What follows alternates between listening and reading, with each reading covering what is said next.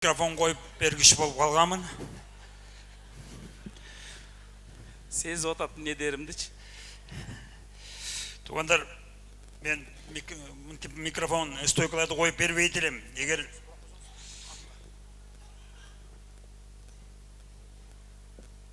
Эгер Майрамбек мени намазга жыкпаганда,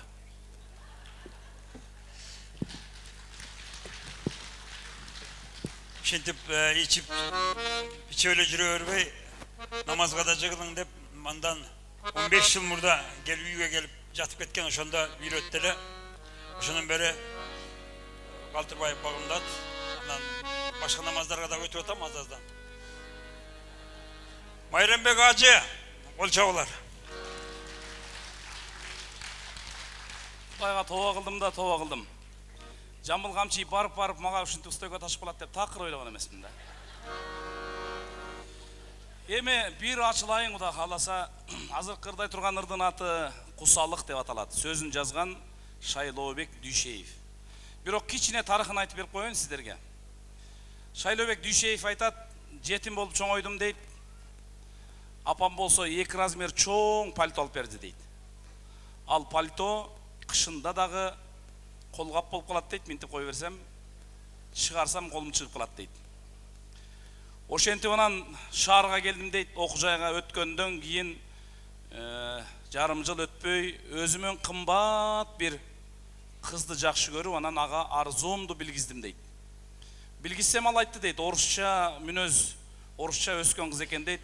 Шайлообек, сен үйүңдө күзгү барбы, жокпу деп айтты дейт. Бар десем, күзгүдөн өзүңдү карасаң дептир. Анан барып үйүнөн, тууганын үйүнөн барып күзгүдөн караса, чын эле баягы Шайлообек тигинден ылдыйраак турат. Анан Майрамбек болгон ошол көкүрөмдө болгон арзууну ошол калем менен чыгардым кагаздын бетине дейт. Кусалык деп ыр жаздым дейт. Ошентип өмүрлөр өттү Майрамбек. 60га чыктым, бир күнү 60 жылдыгымды берип атсам, бир көзү күлмүңдөгөн эле кемпир келип калыптыр дейт. Баса Майрамбек, ал кыз мени минтип айткан дейт. Шайлообек, сени танкка тебелеп кеткен деп айткан дейт. Анан аябай намыстанганмын дейт. 60 жылдыгымды берип атсам, көзү күлмүңдөгөн эле бир аял келип гүл берди дейт. Анан кулагыма шыбырады дейт. Шайлообек, баягы сен менен оккан кыз менмин деп айтты дейт. Карасам, жакшылап карасам, уже аны танкка тебелеп кеттир дейт.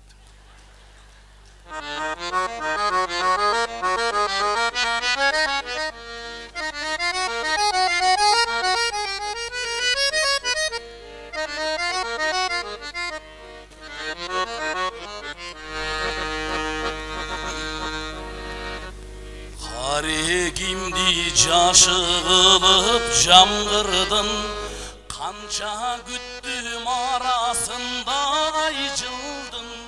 Какшап жетпей калганымды билсең да, каранымды бир көрүүгө зарбы.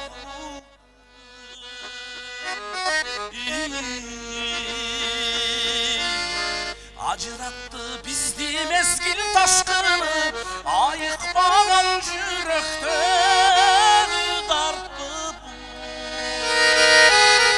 Мен бактылуу бола албадым кантейин, сен өзүңдү сезсең болду бактылуу.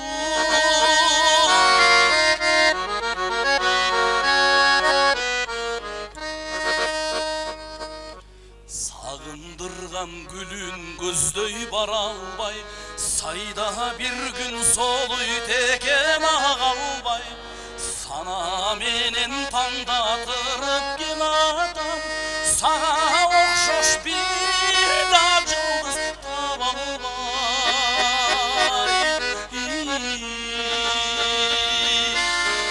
Ажыратты бизди мезгил ташкыны, айыкпаган жүрөктө дарпы бул. Мен бактылуу бола албадым кантейин, сен өзүңдү сезсең болду бактылуу.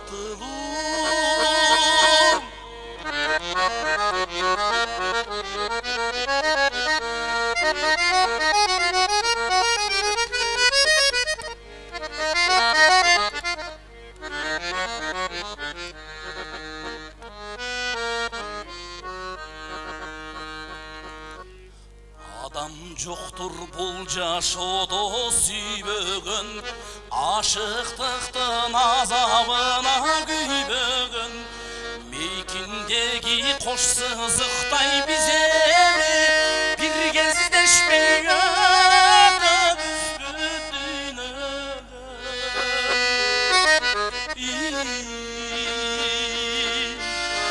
Ажыратты бизди мезгил ташкыны, айыкпаган жүрөктөр дарттырды.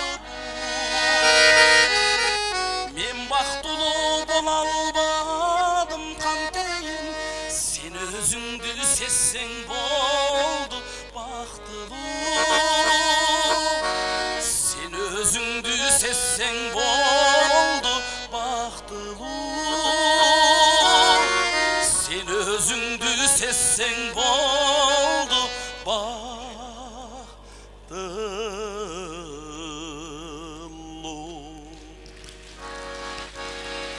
Sözü Şaylobek Düşeyev'teki, muzikası onu Майрамбек Осмонов атқарушы автор. Атқар авторды. Аны айттым Жамбалеке, кайра айта бериштин кереги жок.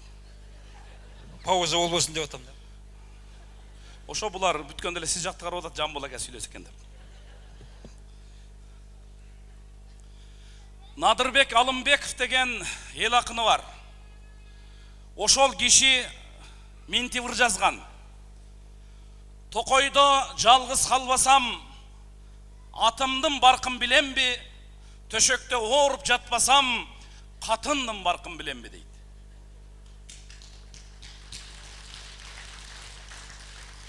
Адамча жашоо 30 жашка чейин эле. Байлыгыңыз болобу, балаңыз болобу, баары бир баркын билбейсиз.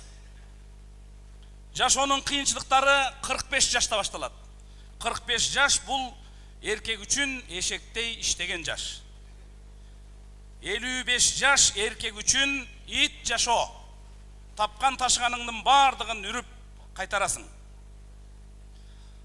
65 жаш эркек үчүн маймыл жашоо. Бир дарактан бир даракка секирип маймылга окшоп үйгө батпай каласың. Пенсияга да чыккансың, срогуң өтүп кеткен. Эч нерсеге жарабайсың, же оор таш көтөрө албайсың, же аялыңдын ачуу сөздөрүн көтөрө албайсың.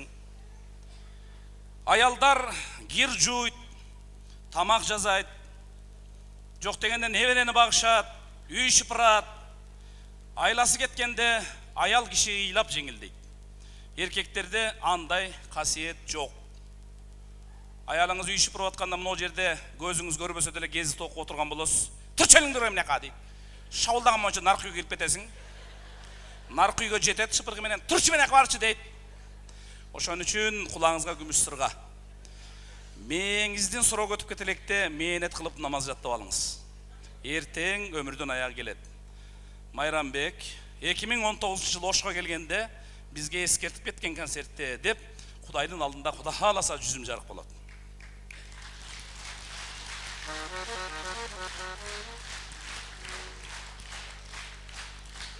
Анан Надырбек Алымбеков айтып атат. Аялым идишин жуйт калдыратпай, себеби нерви жука жалбырактай. Анында өнөрү жок дебегиле, базар десе жулуна таргымактай дейт. Либой аялга 3000 сом берип базарга жөнөтүп жүрсең, Либой ордан айгат. 3000 сомго чейин эптеп, карызга болсо да алып берип жөнөтүп жүрсеңиз, bir жума тынч жашайсыз. Надырбек Алымбеков анан мурун Ошто иштеген экен, bir жума жоголуп кеткенде аялы минтивир жазат. Көдөнүмө так калтыра тепкенсиң, көкүрөккө муздак сууну сепкенсиң, эй Надыке, ошол жакта жүрө бер, сен мен үчүн Сирияга кеткенсиң деп жазып коюптур.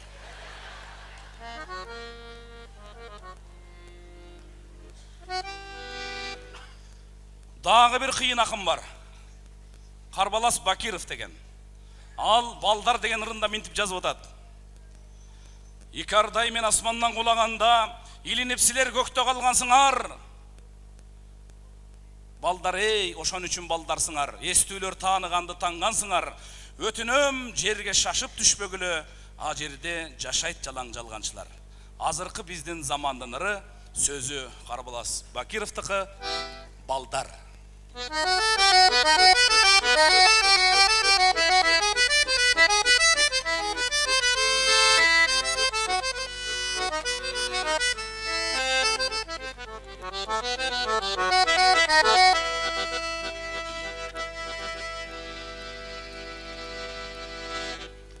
Икардай мен асмандан, ей кулаганда, илинип силер көктө калгансыңар.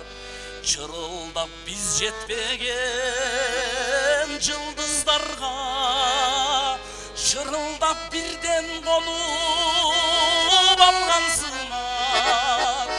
Өтүнөм жерге шашып түшпөгүлө, ей түшпөгүлө, а жерде жашайт жалаң ол жалганчылар.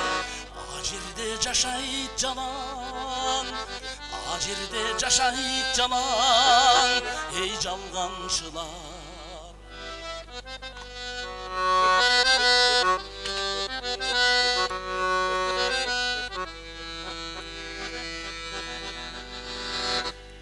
Тайлардай булуттарды, ей айдайсыңар. Таланын чагылганын кармайсыңар. Көкөлөйт күнөөсүздөр жеңил гана, тайгада канаты бар кардайсыңар. Суранам жерге шашып түшпөгүлө, ей түшпөгүлө, а жерде жашайт жалаң ол жалганчылар. А жерде жашайт жалаң, а жерде жашайт жалаң, ей жалганчылар.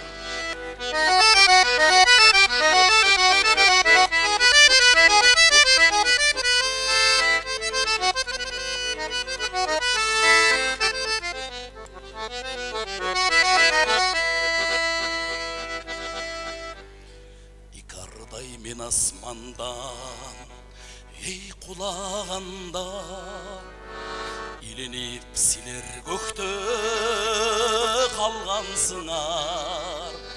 Теп өтүп жерде жаткан чын калтынды, чындыктын мейкининен жангансыңар.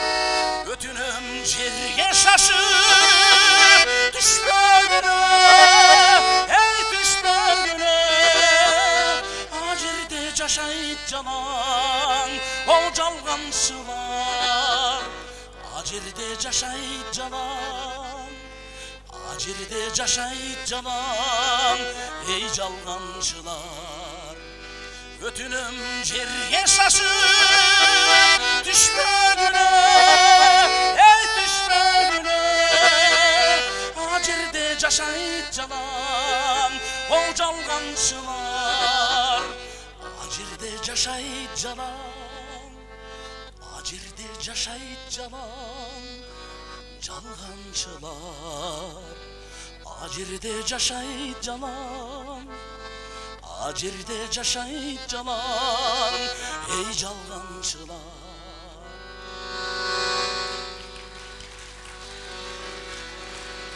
Майрамбек Осмонов, сөзі Карбалас Бакировдуку, балдар. Кийинки аткарыла турган чыгарма бир байкебиз бар эле, 84 барак мага ыр берген. Майрамбек ушундан карап көрдү, анан карасам жубайына жазыптыр. Ошол киши айткан, жаш кезде аялды абдан урматтап сыйлаш керек экен. Эмне үчүн дегенде, карыганда чай бербей, дары бербей, ар кайсы нерсени берип шылыңдайт экен. Ошон үчүн жаш кезде булардын урмат сыйына ишеничине татыш керек экен дейт. Мына жерде 25-тен 45-ке чейин отургандар болсо, сиздерге азыр эрте. муну кылсаңыздар болот. Бирок 50дөн 54дөн аркы 65ке чейинкилер силер давыным дауына кечиккенсиңер. Ошол кишини ушулар менен сүйүнтүп, анан кемпири менен азыркыга чейин ынтымактуу жашайт. Жубайыма Арно.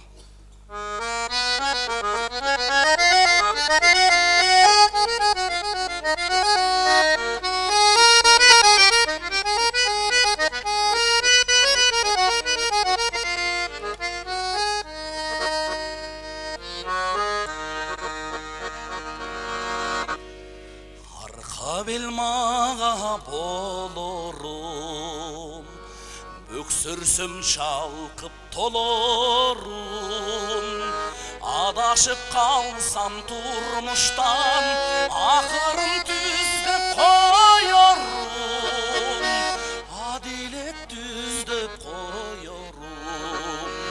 Сынымда не бар өткөнсүң, сыйырматыма жеткенсиң.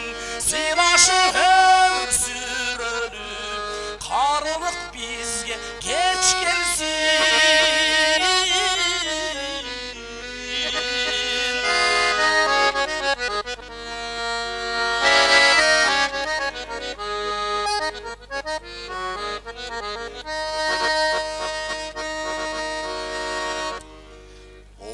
Жыл өмір сүргөнүм, оюмда сенсиң сүйгөнүм. Опколжуп жүрөк орутпа, өзүңдөн башка сүйбөдүм. Өзүңдөн башка сүйбөдүм. Сынымда не бар өткөнсүң, сыйырматыма жеткенсиң. Сыйлашып өмүр сүрөлү, карылык бизге кеч келсин.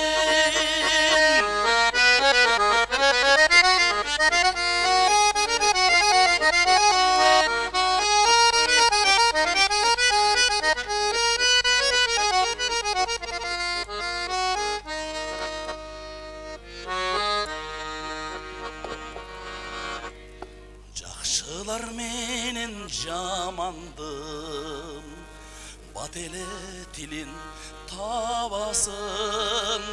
Жакшы сөз айтып аларга барына тегиз жагасың.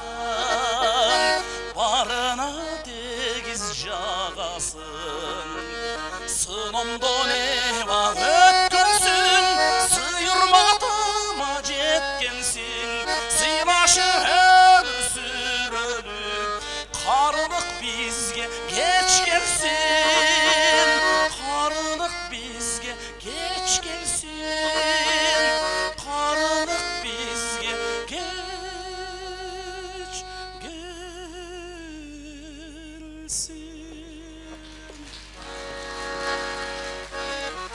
Майрамбек Осмонов.